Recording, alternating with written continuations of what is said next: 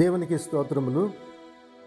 ప్రభునందు ప్రియమైన సహోదరి సహోదరులారా, మరోసారి దేవుని యొక్క వాక్యం ద్వారా ప్రభు మనతో మాట్లాడుతున్నాడు. దేవుని వాక్యాన్ని మనం ప్రతిదినము దేవుని వాక్యాన్ని మన హృదయంలో సమృద్ధిగా ఉంటే, ప్రతిదినము ప్రార్థనా జీవితం కలిగి ఉంటే మన జీవితం చాలా పరిశుద్ధపరచబడుతుంది, పవిత్రపరచబడతాం. దేవుని యొక్క ఆశీర్వాదాలు, దేవుని యొక్క దీవెనలు కూడా మనకు ఉంటాయి. ఈరోజు నా దేవుని యొక్క వాక్యం నుంచి ఒక మాటను మీకు తెలియపరచాలనుకుంటున్నాం. యెషయా గ్రంథము 55వ అధ్యాయము 3వ వచనాన్ని మనం చదువుకుందాం. యెషయా గ్రంథము 55 అధ్యాయం 3వ వచనాన్ని. చెవియొగ్గి నా యొద్దకు రండి, మీరు వినిన ఎడల మీరు బ్రతుకుదురు, నేను మీతో నిత్య నిబంధన చేసేదను, దావీదునకు చూపిన శాశ్వత కృపను మీకును చూపించదును. దేవుడు ఒక నిబంధన చేస్తా అంటున్నాడు. చూడండి, చెవియొగ్గి నా యొద్దకు రండి, మీరు వినిన ఎడల బ్రతుకుదురు. దేవుని యొక్క మాటలు మనం వింటే మనం బ్రతుకుతాం. దేవుని వాక్యం మనల్ని బ్రతికిస్తుంది. ప్రియ సహోదర సహోదరి, నేను మీతో నిత్య నిబంధన చేసేదను. దేవుడు మన పట్ల ఒక నిబంధన, ఆయన నిత్యమైన నిబంధన చేస్తా అంటున్నాడు. ఎలాంటిది? దావీదునకు చూపించిన శాశ్వతమైన కృపను మీకును చూపించదను. దావీదుకి శాశ్వతమైన కృప చూపించినాడు. దావీదుకి దేవుడు వాగ్దానం చేశాడు. దేవుని యొక్క వాగ్దానాలు దావీదు పొందుకున్నాడు. ఒకటి, దావీదు దేవుని దగ్గర నుంచి వాగ్దానం పొందుకున్నాడు. రెండవదిగా చూస్తే శాశ్వతమైన రాజ్యము దావీదుకి దేవుడు అనుగ్రహించినాడు. ఇది దావీదు యొక్క చరిత్ర, దావీదు యొక్క రాజరికమే కాదు, దావీదుకు ఒక్కడికే ఆ సింహాసనం కాదు, అది తరతరాలు కూడా ఆ సింహాసనాన్ని, ఆ రాజ్యాన్ని నేను ఇస్తానని దేవుడు దావీదుకి వాగ్దానం చేశాడు. అందుకనే యేసుక్రీస్తు దావీదు వంశములోంచి వచ్చాడు. ఆయన చూడండి, తరతరాలుగా మరి యేసుక్రీస్తుని దావీదు ద్వారా పరిచయం చేయటం జరిగింది. ప్రియ సహోదర సహోదరి, కాబట్టి ఒకటి, దావీదుకి దేవుడు వాగ్దానం చేశాడు. రెండోది, తన రాజరికం తనతోనే కాకుండా తన యొక్క బిడ్డలకి ఆ యొక్క సింహాసనం స్థిరపరుస్తా అన్నాడు.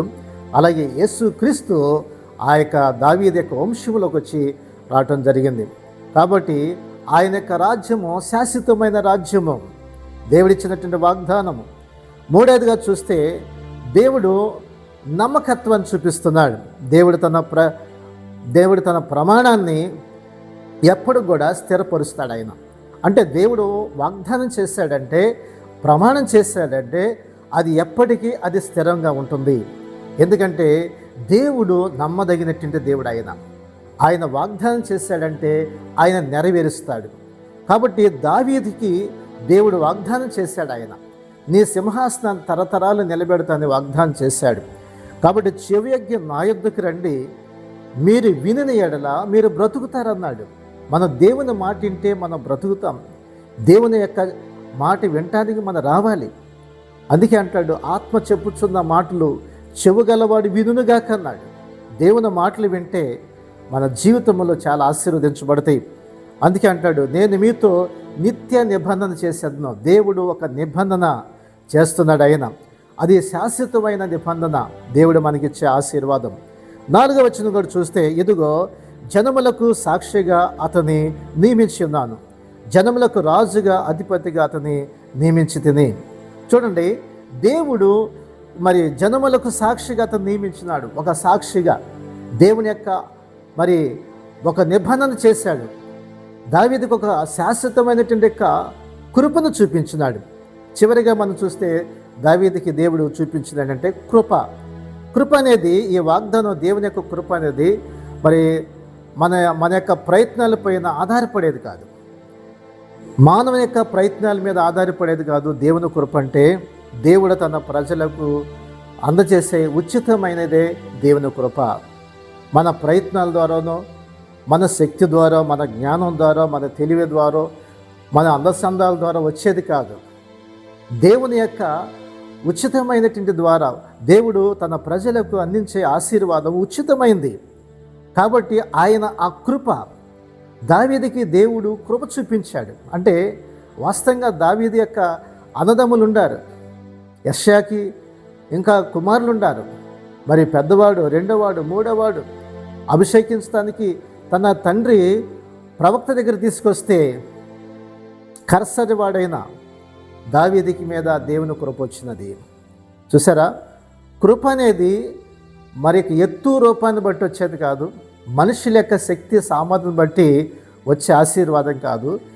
దేవుడు ఉచితంగా ఆయన అర్హత లేని మనలకు ఆయన కృప చూపించేవాడిగా ఉన్నాడు, దయ చూపించే దేవుడు అయి ఉన్నాడు. ప్రియ సహోదరుడ, సహోదరి, కాబట్టి ఆ శాశ్వతమైన కృప దావీదు పొందుకున్నాడు. ఆ కృపను నీకును చూపిస్తాడు. ఎప్పుడు చూపిస్తాడు? ఆయన మాట విన్నప్పుడు, ఆయనకు లోబడినప్పుడు, ఆయనకి విధేయత చూపించినప్పుడు ఆ కృప నీ మీద, నీ బిడ్డల మీద కూడా వస్తుంది. ఆ కృపను, ఆ దీవెన దేవునికి అనుగ్రహిస్తానని వాగ్దానం చేస్తున్నాడు. కాబట్టి ఈ రోజున దేవుని వాక్యం వింటున్న ప్రియ సహోదరా, సహోదరి, మరి ఆ శాశ్వతమైన కృపను నీకును ఇవ్వాలని దేవుడు ఆశిస్తున్నాడు. చెవిగా ఆయన దగ్గర రావాలి. ఆయన మాట వింటే నువ్వు బ్రతుకుతావు, నిత్య నిబంధన చేస్తా అన్నాడు.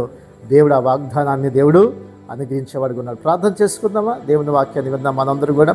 పరిశుద్ధుడా, ప్రేమగల తండ్రి, గొప్ప దేవ, ఈ వాక్యాన్ని వింటున్న మా ప్రియ సహోదరి సహోదరులందరి కొరకు ప్రార్థిస్తున్నాం.